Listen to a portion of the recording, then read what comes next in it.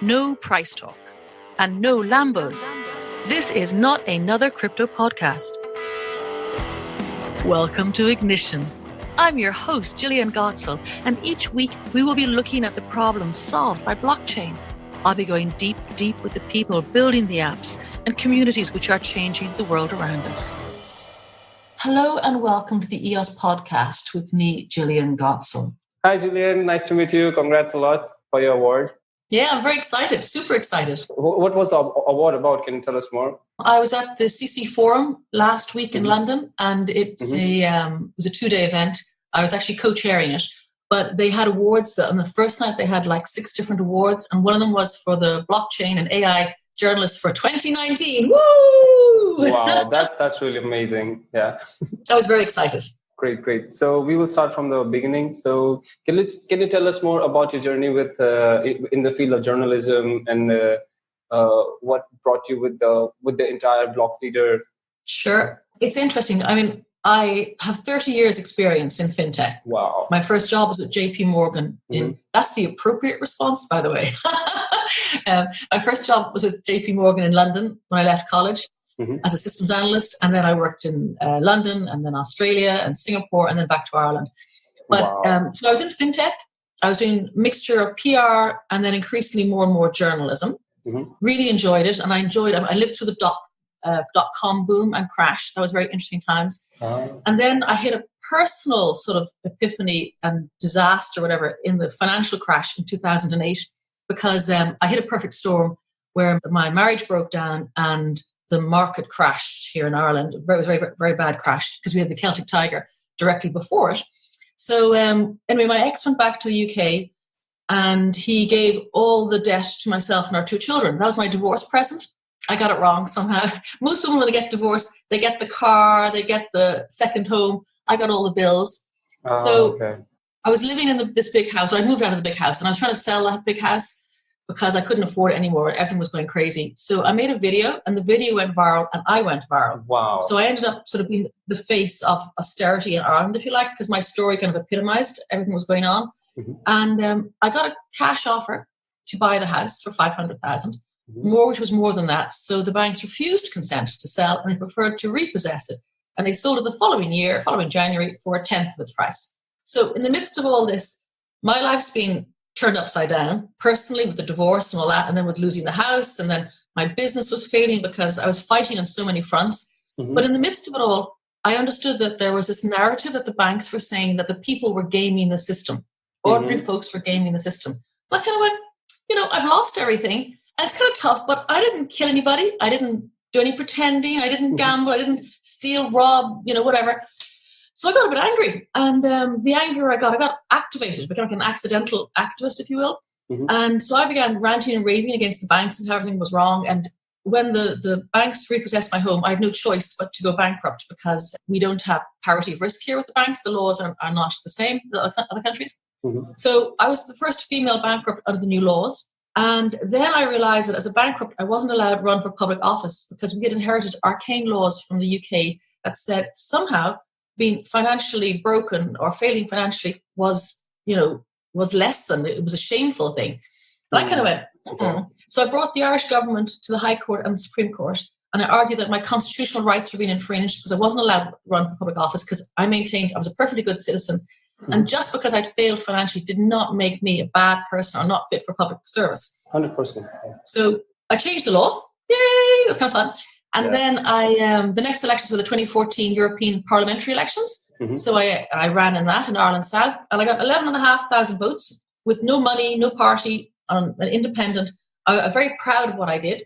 Not enough to get elected, but enough to make a difference. And then, this is a long answer to your question, and then my world went quiet. Everything went very quiet. I was no longer a parliamentary candidate.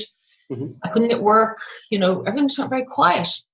And about a year later, I bumped into blockchain. And I went, aha! Wow. That makes sense to me, because when I was going through all my own personal stuff, it was about 10 years of this horrible crap stuff. I'm kind of a slow burner. It took me a long while to realize that that's not fair. That's not right. That's what's happening to these people. There's a lot of things that aren't right, but it took me a long time to discover that. And then when I met blockchain, I went, I see what, and what I love about blockchain is it's the ethos behind. It's not just about cryptocurrencies, although that is very interesting as well. That's fantastic, and the peer-to-peer transfer of value, amazing. But it's the ethos behind it. It's a lot of people working very, very hard, very smart people working very, very hard to create new ways of doing things, because our old ways are not working. You only have to look around the world at the moment to see they're not working.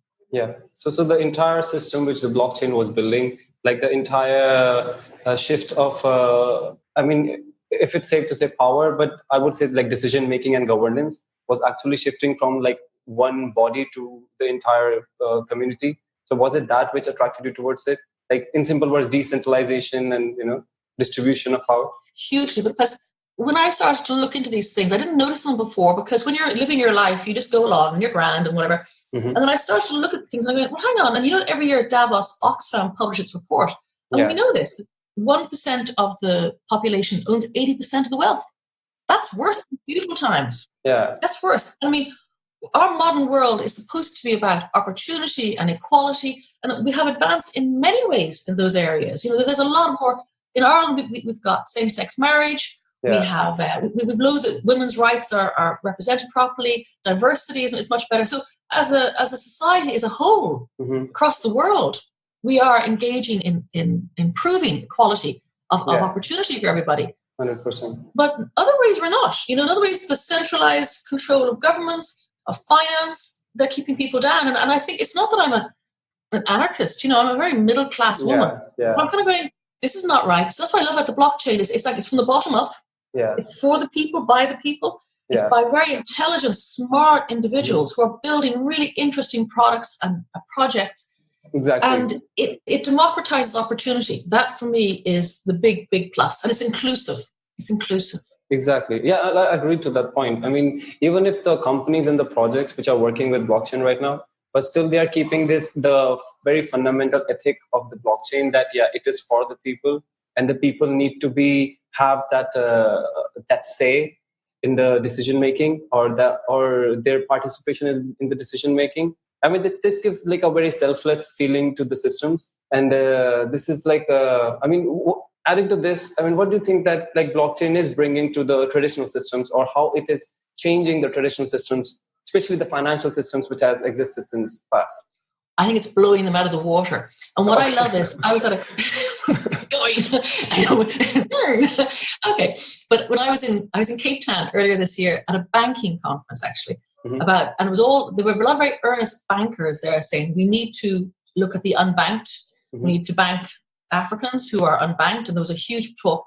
And then towards the end, there were some blockchain talks. And the guys are going, we don't want to bank the unbanked. We want to unbank the world. And it makes a lot of sense, because right now, financial institutions do not serve us very well at all. They're all about the bottom line and the dollar and the shareholder value. And it's not about giving service and, lending into the community and into businesses. Money needs to flow, of course. I mean, entrepreneurs need money and people need money. But at the moment, the banks are only interested in profit and ruling the world. Yeah. And that's not good. And also, there are loads of studies, because you have a concentration in such a few small people, few small institutions, it means that bad decisions are made. Because there's a study's been done recently with Credit Suisse, Nordea, and McKinsey, all saying that when you bring diversity into the decision-making process, everything improves. Yeah, that's true. And when you have only one or two people controlling stuff, they make bad decisions on behalf of the rest of humanity. 100%. So even with the traditional banking and financial services, for example, even these services are getting very much more, democratized. Like with the modern cryptocurrency companies and blockchain companies are bringing. For example, even if we have to help the very poor communities, for example, in Africa or even in Latin America, so people can actually, so instead of going to a single huge body where they can ask for loans or any kind of debts, people can crowd lend them. So with crowdfunding, there are also crowd lending services. And I mean, people, like even the common people like us, are want to contribute to this part of the world, regardless of the economic inequality which is existing. But we want somewhere, at least, the people involved in this blockchain community to have that sense of opportunity and equality between people where they can produce and we can help them producing. So do you think that blockchain can help this vision to be like implemented more than the traditional systems usually? Just back from a conference in Macau, actually, on decentralized finance. Yeah. And it's so exciting. I met so many people there. A big shout out to Roscoe Pattison from Mosendo. But they're looking at financial inclusion, making it easy, because everybody has a mobile phone. Everybody has a mobile phone. And that's interesting, because you think mobile phones are the preserve of, the privilege. No, everybody has a mobile phone, but they don't have a bank account. But if they have a mobile phone, they can send and receive currencies. They can earn currencies. Exactly. So it's huge. I can remember when the first wave of refugees hit Europe. There were a lot of people reacting badly against it, because they were coming from, war-torn Syria. Because why are they coming over here? Because they're going to be killed if they stayed in Syria. Yeah. And then somebody said those two things. I was at a talk with an immigration expert, and the two of the biggest complaints were that it was young men in the first wave, and they all had mobile phones. And the guy said, who was explaining, who worked there, of course it's young men, because it's very hard to move a family from a war-torn area. It's so hard. So of course the young men are going to come first. That is just a natural evolution of what happens when there's crises and war and terrible disaster in a country. 100%. And secondly, if you're going to cross the ocean in a little boat, you are going to buy a mobile phone. You're going to make sure at least you have something that's going to help you communicate when you get over there. So the same way, we realize now that this mobile phone that has changed the world fundamentally in the last 10 years. And I know some of it's not always good because of the screen time and the bullying and all the stuff that we're all kids aren't playing in the streets, whatever, they're watching their phones. But it's a huge way. Everybody, even in Africa, where you have very poor communities, they have phones. And if they have phones, they can transfer value. And if you think about it, like you and I, presumably I'm making assumptions here now, but we have access to bank accounts and to credit. Well, I don't have access to which credit, the next bankrupt. But, we live in a developed world where there's access. Yeah. And if you're living in a country or even a community where you don't have a bank account, how do you borrow money? How do you borrow money to buy a car, to buy education for your kids, or set up a business? It's a fundamental right to have when you've got intelligence and enthusiasm and energy. You can't borrow value of some kind. It's because it's very hard to earn enough to pay for everything you need in life. You need to borrow from many things in life. And that's where cryptocurrencies come in. Yeah. I mean, as soon as like the time is progressing, I also feel that, even like the education expenses or healthcare, they are like going off the charts and they're like increasing. They're multiplying, not even increasing. They're just multiplying. Yeah. And even the common man, and especially in the developing countries or third world countries, I mean, people are still not, if they are multiplying and they're not able to multiply their wealth, or even a simple way, find a way to transfer their money quickly. Yeah. So, this access will be like completely taken from them. Even the basic services like education and healthcare will be taken from them. They will be like completely separated. So okay, going to the next question, so cryptocurrencies, for example, they are somewhere adding this additional benefit of quickly transferring. The way they have made the transfer of the value so easy with the help of blockchain and also transparent. What do you think that how they are going to, I should say, thrive or survive in this environment where, different countries are having completely different stances on it?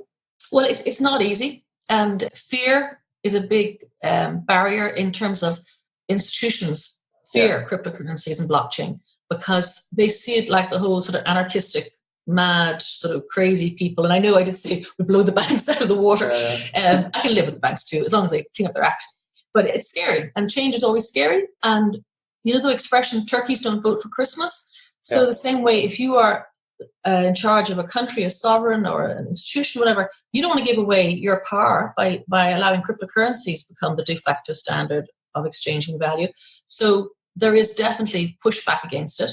There's also, because it's seen, it challenges institutions. There's a lot of FUD, the fear, uncertainty, and doubt term. And I know that, I'm a journalist, and I spoke recently, actually it was the start of this year, with a group head of a newspapers here in Ireland. And I wanted to pitch him writing about cryptocurrency and blockchain. And he goes, it's a Ponzi scheme. I'm going, no, it's not a Ponzi scheme. And this is an intelligent man. He's the group editor of these papers. And I went, no, it's not. And it's a technology. it's a way of thinking, it's projects, and yes, it's a way to fundraise. And I mean, the thing that gets me, people say, oh, it's like all these scams and all this fundraising. People can spend money on the horses. They can spend money on the track. People can spend their money how they want to. So don't get me wrong. I mean, I'm sorry people invested in projects that never really materialized. But, I mean, people ask me, do I have any investment advice? I'm going, well, do you normally invest on the stock exchange? Do you normally bet on shares? Fine if you do, but if you don't, well, have a flutter. But the golden rule is only flutter that which you can afford to lose. That's kind of what you do. Exactly. That's true. So I'm not saying that, I mean, huge money's poured into those projects and then a lot of them just stopped. Yeah. And I don't think that people intentionally were planning on running away with the money. But I imagine if you are a broke student one day and you've got billions in the bank the next day, it can change people's minds. So, it's not, and the thing is, of course, people have no comeback because in an ICO, you're not buying equity, you're just buying tokens. Yeah, utilities. But having said that, even though it's kind of messy and a lot of money was lost and made, it is interesting because the basic principle behind it is that you can fundraise and crowdfund with ordinary people for ordinary projects. So the actual principle was before that. Otherwise, if you needed VC money is very hard to get, very hard got. So this way, I mean, and there's also, it's not just for cryptocurrencies, there's lots of digital projects around where people can crowdfund into different projects, and it's not just the Kickstarters, it's some financial ones and different ones. It is interesting to think that the banks don't control everything. Yeah. So even though a lot of money was raised, wasted, lost, spent, whatever, it's very interesting. And I think the next wave of fundraising will be interesting because people will start off with maybe go back to the old-fashioned equity. So you invest the money, you get part of the business. And then they might crowdfund after that, just for the joy of it. So, yeah, I think it's interesting. And don't gamble that which you don't have, and you'll be fine. Yeah, I totally agree. I mean, this is, so yeah, two things. One was that, with the advent of blockchain and cryptocurrencies and ICO models, everything went from, again, with the traditional startups, it used to happen with like a proper seed round, VC round, Series A round, and it used to happen like with only the bigger participants of the market, the bigger investors were able to like make deals. But now with this, even the common man, like even the middle class person who owns like even a bit of Bitcoins, like a half of Ethereum, they can just invest it there. So they can at least become a part, or in the expectation of that they will earn in future.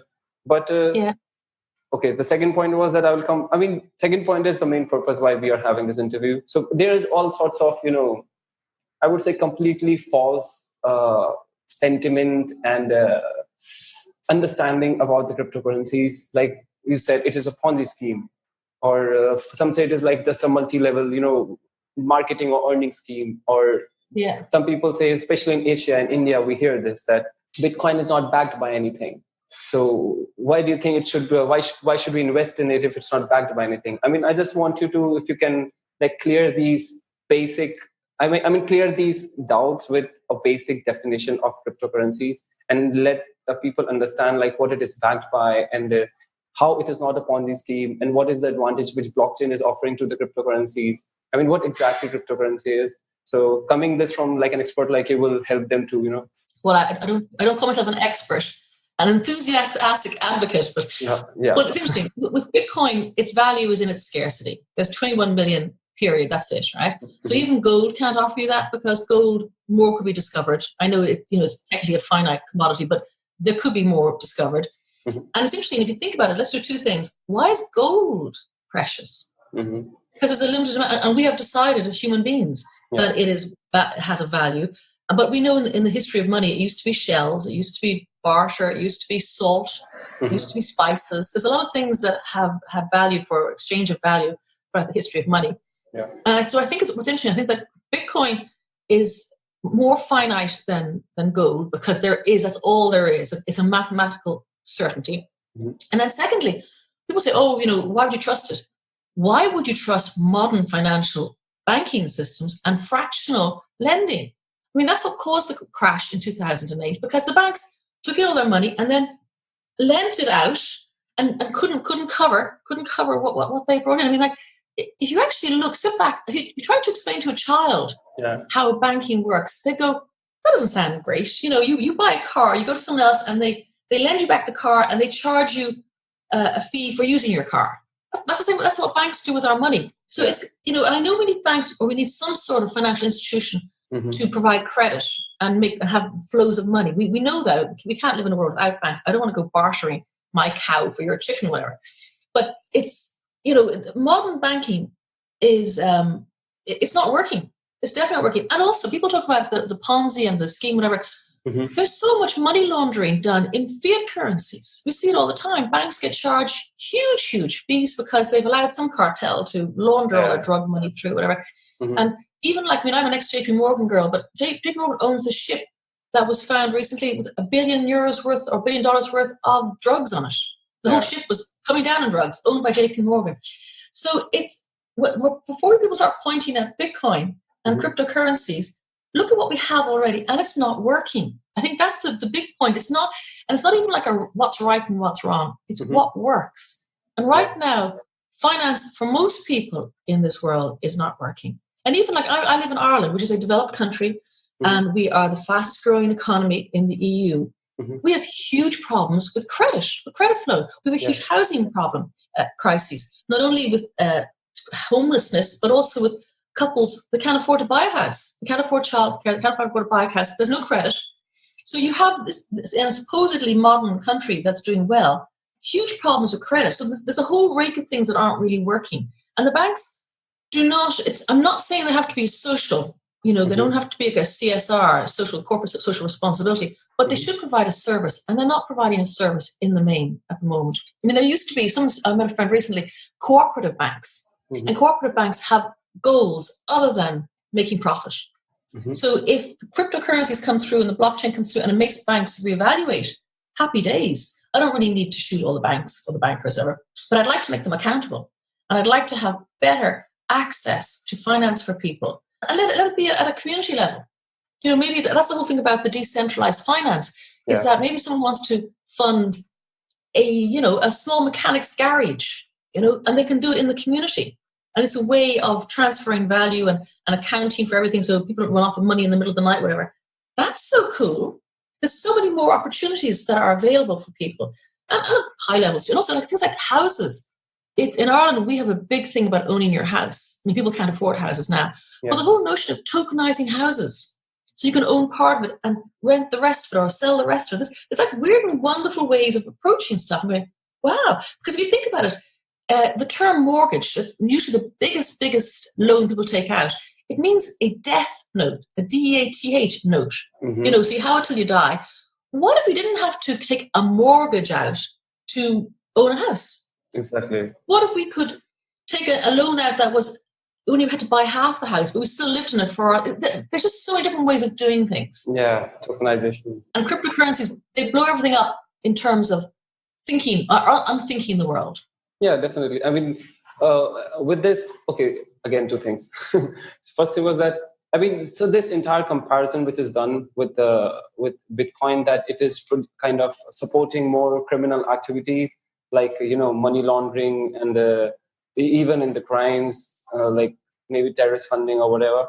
I mean, I don't completely support the fact of terrorist funding, but especially like money laundering. I mean, the money laundering happening with US dollars or even any fiat currency is like times what is happening or might be happening with Bitcoin or any other cryptocurrency. Yeah. So the comparison can't even be made. I mean, it is. I mean, it's like that high to low. Yeah. I mean, and where there is value, there will always be bad actors. Of course, there will. Where there is value, whether it's your dollar note in your pocket or your Bitcoin on your phone, there will be bad actors. And in fact, if you think about it, apart from the privacy coins, and even I think they can be undone too as well. But if you have an access to a wallet, it can be traced. So it's actually less anonymous than cash or banking institutions. So do you think that the need of these KYC and AML practices, these wallets and exchanges have to do, they stand a place in this environment, right? I mean, to restrict the money laundering activities. Yeah, well, on the one hand, I'm going, I see why, because you want to make sure that you're dealing with someone who's not necessarily peddling drugs to kids, whatever. Exactly. So I get that. On the other hand, increasingly, as I get older, I'm kind of going, well, why do people need to know how you're spending your money? And John McAfee just launched his new decentralized exchange, and he's so funny. There is no KYC on it, whatever.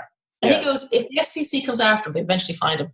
He says, I'm just going to say, oh, did I not get their details? Oh, silly me. I know it's a bit of an extreme example, but sometimes we live in a world where surveillance is, oh my goodness, so scary that maybe we need to step back and regain our privacy. And it's, because the common thing they say is, well, if you've nothing to be ashamed of, why do you need privacy?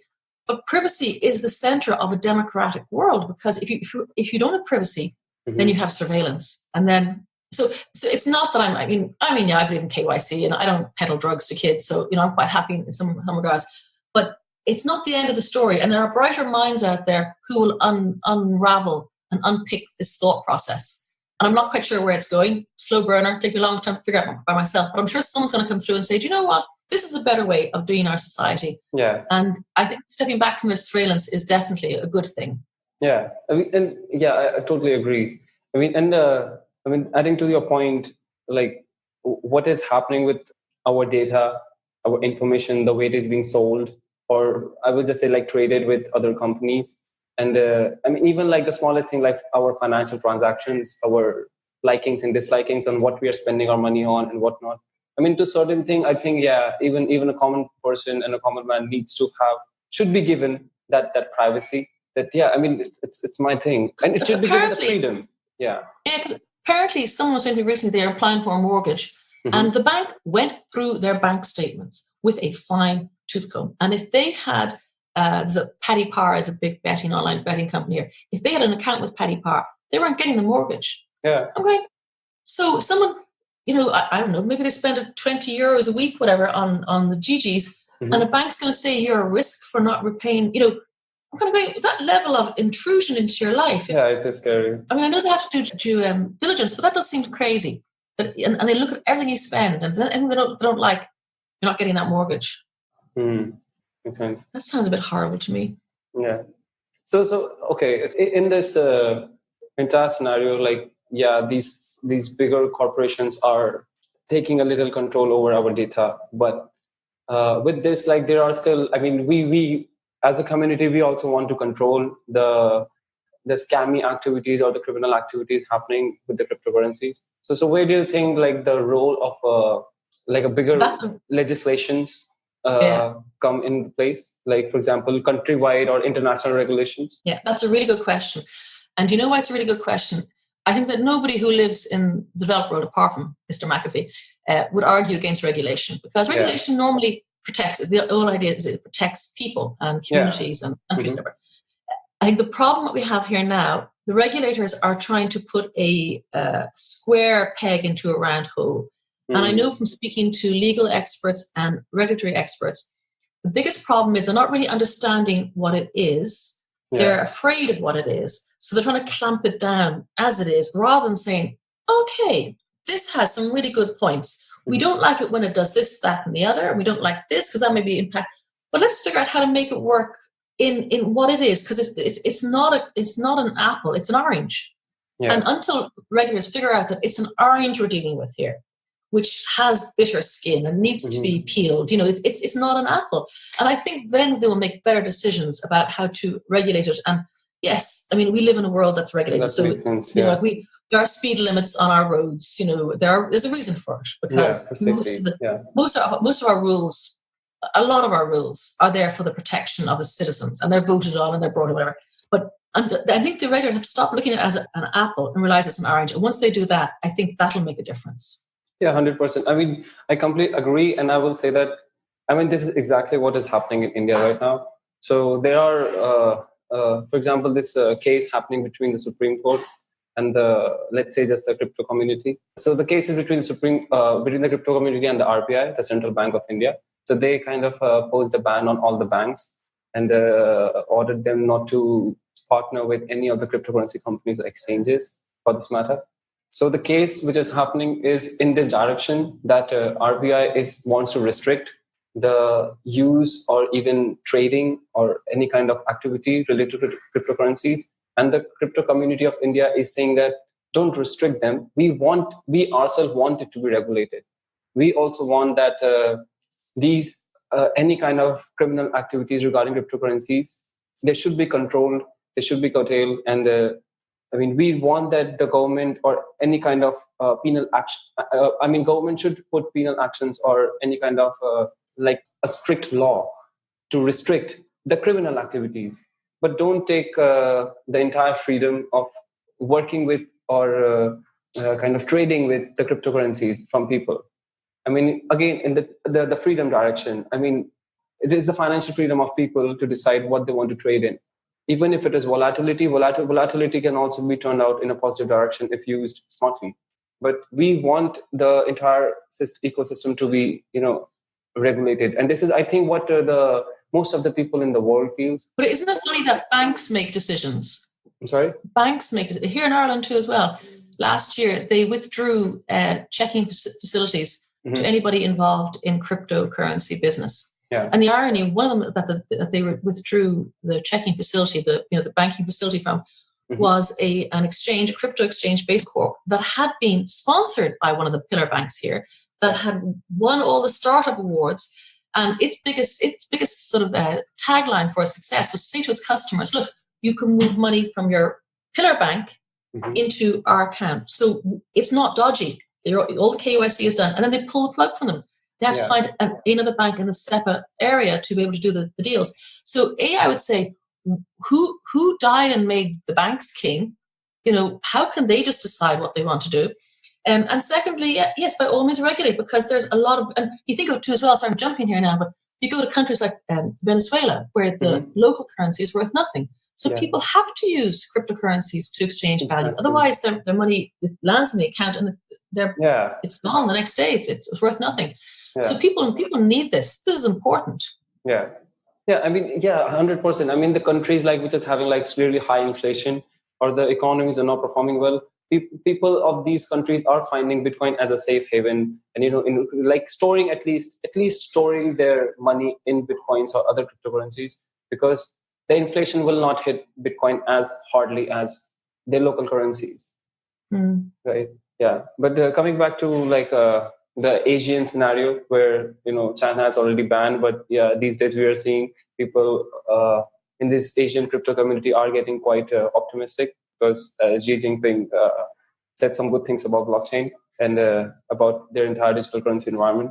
So as a cryptocurrency community and the companies here, what do you think that we companies and together can take a step to help people or to promote the adoption, in simple words, of the cryptocurrency? Well, we all have different roles. I know what my role is. I am passionate about this area. I think it's an amazing, amazing opportunity for the world to rediscover itself. So I'm very excited for my children, for everybody's children. So I know that my role is to try and tell people outside the bubble, because sometimes it's not enough just to talk amongst ourselves. Because we all agree, we think along the same lines pretty much, whatever. I think it's very important to ensure that people outside the bubble understand it. Yeah. So when I go, I live in the countryside here in Ireland, and I go to, horse events, hunter trials, or point-to-points, whatever. I talk about cryptocurrencies.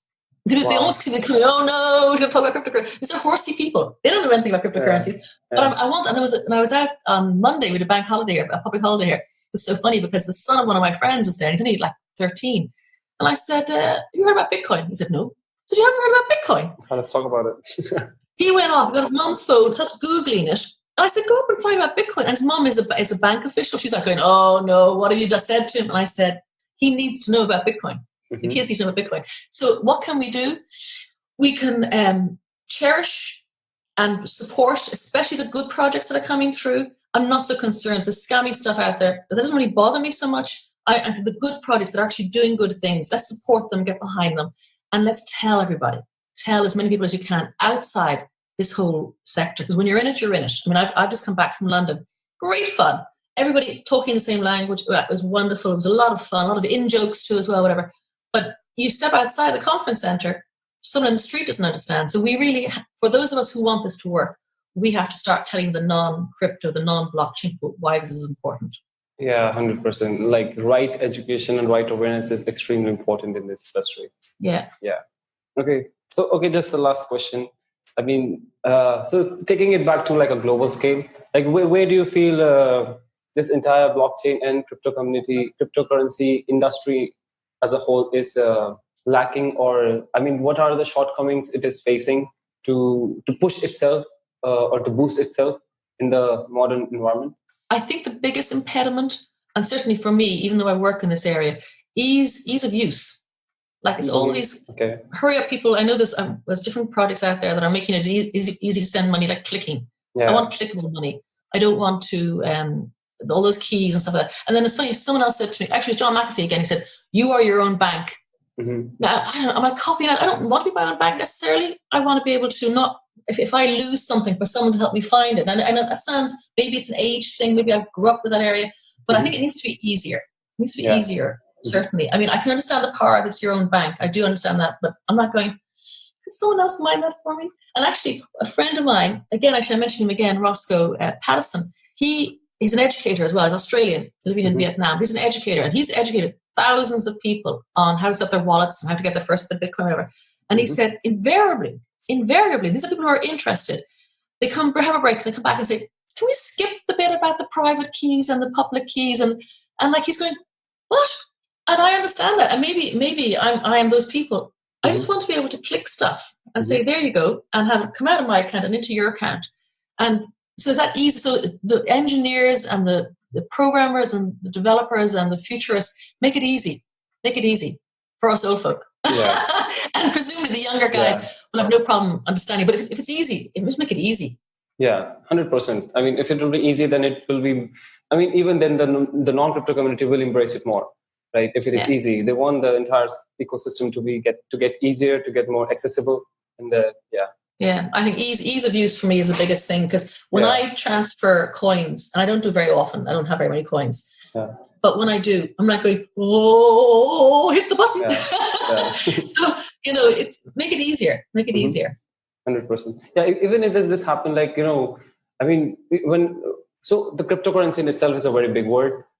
So whenever in my early years, like when I was researching for blockchain, and I started giving like sessions to people on blockchain, to lawyers, to social media, like marketers and different industry, and they wanted to understand like what blockchain is. And suddenly like someone will come, can you tell me what blockchain is? I saw this video and I saw this, sessions, and I read about it. I got totally confused. And then you go them explaining step by step, and they're like, that's it? I'm like, yeah, that's it. It's not that hard to understand. You just need to understand from the very basics. It just keeps building up. Yeah. And it's true. And people reach out, first off, they often go onto YouTube to look for stuff. And there's so many YouTube videos where people are showing them people how to trade. I mean, trading does my head in. I'm like, whoa, candlesticks, whatever they're called. And I think that's scary too as well. Do I have to trade? No, you don't have to trade. But I think that can be scary. Yeah, 100%. Yeah, I mean, it's in every industry now. Like greed is driving certain sector of the market. The farther we can get our industry from it, the better. Yeah, I mean, there will always be people who trade. That's fine. It's not me. A lot of people don't trade. They do whatever they do. They just want to use something to transfer value. They just want whatever the money is, whether it's a local fiat or whether it's a cryptocurrency. Yeah. Or it's a cow. Yeah. Cryptocurrency is not just about trading. It has like a enormous use case, attached with it. And I think, with time, we need to explore all the dimensions it can touch. Well, I love like the really crazy stuff, like Dogecoin. Yeah. I mean, that's mad. Yeah. But there's a value there. Yeah. I'm going, that's nice too. That's people who decided to come together to value something. I'm going, oh, that's nice. So that's crazy. That's crazy. Yeah, I like that quirky bit about it, that it's like, so I could create my own token and maybe be worth something. It will have value someday. Yeah, maybe I will. There's like President Trump coin on the market, and people are still trading them. I'm like, why would somebody do that? President Trump coin? I'm like, okay, that's funny. I might skip that one. Okay. Yeah, interesting. Yeah. So anyways, it was really great talking with Jillian. I think it was a very informative interview. And I think our viewers will love to know your views more in the future. Well, thank you so much. Yeah, we'll stay connected. And if there's a case we are launching Expert Series number 2.0, we will surely connect you again. Brilliant. Great. That'll be lovely. Thank you for letting me rant and rave. Always my pleasure to do that. Thank you. Cheers. All right.